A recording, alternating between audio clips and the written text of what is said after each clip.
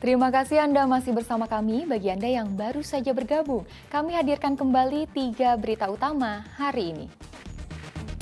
Hadang eksekusi tanah, 2 perempuan di Kota Semarang nekat naik alat pengeruk eskavator.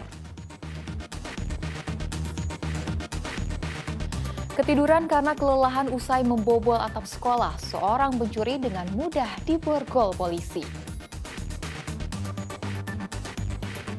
Rute penerbangan bertambah, jumlah penumpang yang melalui Bandara Internasional Ahmad Yani Semarang meninggal hampir mencapai 50%.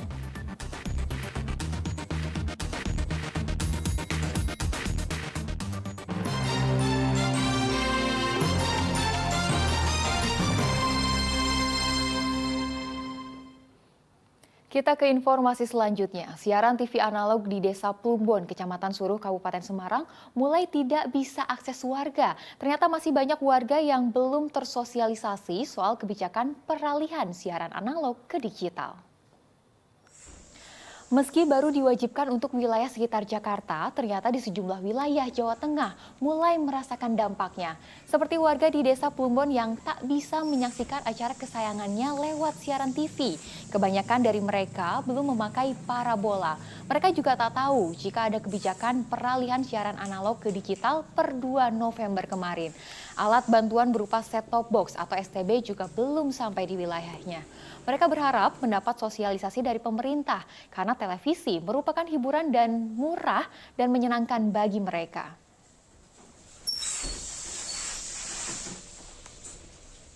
Aduh, malah nggak tahu Mas, kalau ada STB seperti itu saya nggak tahu malahan. Itu kan katanya kan mau dipindah digital, warga harus beri perangkat baru untuk itu. Itu belum beli itu? Belum Mas, soalnya kan mungkin harganya mahal juga ya, jadi belum bisa beli. Duh, gimana ya Mas, padahal cuma itu satu-satunya hiburan untuk anak-anak. Hiburannya cuma nonton TV. Belum berencana untuk kapan nih beli STB ini? Belum tahu ini Mas, soalnya kan kalau beli juga mahal juga harganya ya. Jadi belum tahu ini mau gimana, belum tahu. Diketahui pemerintah menghentikan siaran televisi analog untuk beralih ke siaran digital. Aturan telah berlaku di wilayah Jakarta, Bogor, Depok, Tangerang per 2 November kemarin. Nantinya wilayah lain di Indonesia akan menyusul secara bertahap. Bagi warga yang tak memiliki TV digital atau tidak memakai parabola, bisa menambahkan perangkat set-top box. Perangkat ini mudah dipasang, cukup menghubungkan kabel audio video antara antena dengan TV. Bagi yang tak mampu, set-top box bisa didapatkan secara gratis. Bagaimana detik-detik sama-sama bermigrasi menuju TV itu dalam gelar posko pemantauan penghentian siaran. 2. Setelah melewati uji coba, jalur baru Jalan Sriwijaya di Kota Semarang akhirnya diresmikan. Tak sekedar untuk mengurai kemacetan, dalam waktu dekat juga akan dibangun pusat kuliner di dekat jalan tersebut. Kota Semarang kini memiliki jalan baru, namanya Jalan Sriwijaya. Setelah diresmikan PLT Wali Kota Semarang, kini Jalan Sriwijaya bisa dilalui berbagai jenis kendaraan. Jalan baru ini difungsikan untuk lajur satu arah ke Singosari. Usai uji coba, beberapa evaluasi jadi catatan Dinas Pekerjaan Umum Kota Semarang. Salah satunya pemasangan rambu-rambu lalu lintas. Simulasi diutamakan untuk yang pertama itu aman dulu bagi pengendara. Yang saya terjun langsung bersama Disub dan dari Satlantas Polres aman. Kemudian yang kedua tidak menemukan titik konflik lancar. Jadikan evaluasi. Kebutuhan rambu juga menjadikan satu titik ini kita pasang rambu.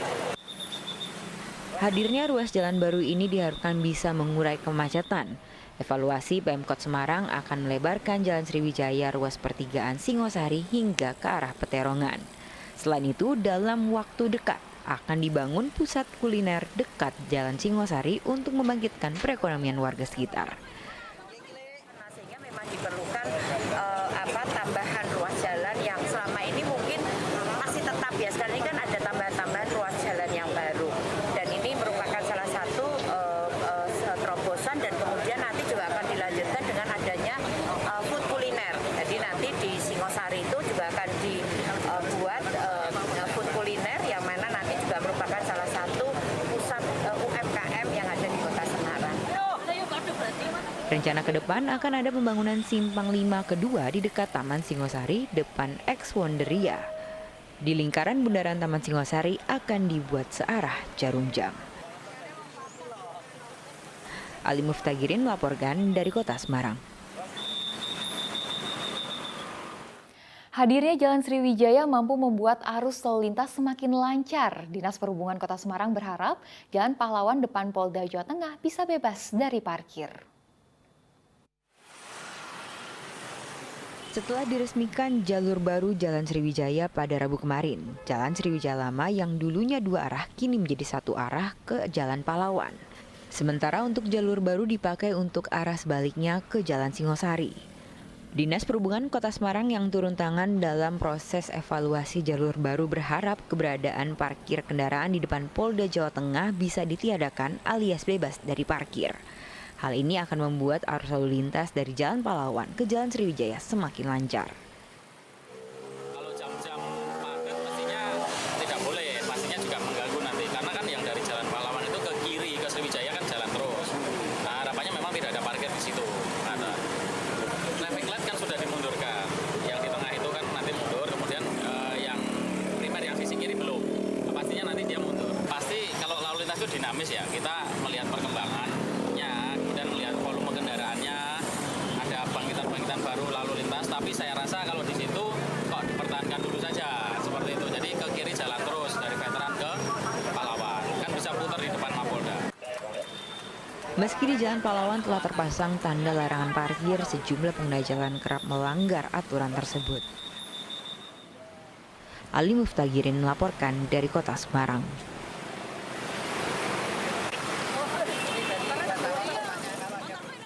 Dari jalur darat kita beralih ke jalur udara. Bandara Udara Jenderal Ahmad Yani Semarang mencatat kenaikan jumlah penumpang pesawat sampai 47% dalam 10 bulan terakhir. Saat ini terdapat 8 rute yang dilayani bandara internasional itu.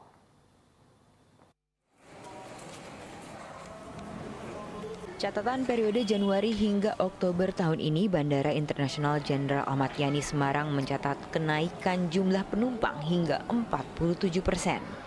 Jika dalam periode 2021 hanya ada 670.000 penumpang, di tahun 2022 meningkat hingga 1,27 juta penumpang.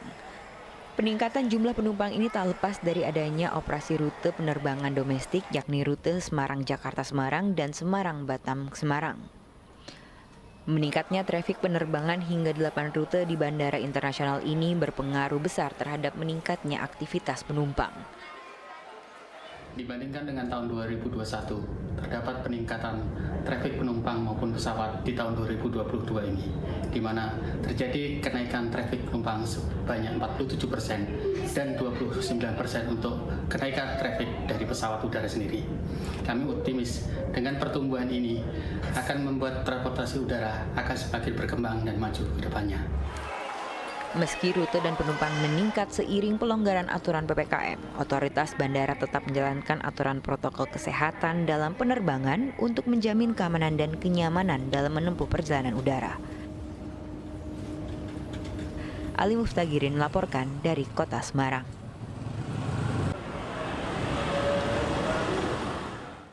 Guna meningkatkan keterampilan penanganan kecelakaan laut, Satuan Polisi Airut Polres Pekalongan Kota menggelar simulasi penyelamatan kapal tenggelam. Simulasi juga melibatkan potensi SAR lainnya.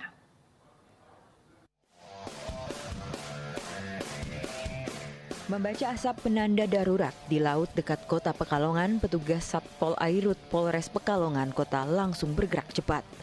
Dalam evakuasi ini, petugas menyelamatkan 3 nelayan yang mengapung. Ternyata perahu mereka terguling dan tenggelam. Usai dievakuasi, para nelayan mendapatkan penanganan medis. Ini adalah simulasi penyelamatan kecelakaan air yang digelar jajaran Satpol Airut Polres Pekalongan Kota pada Rabu lalu.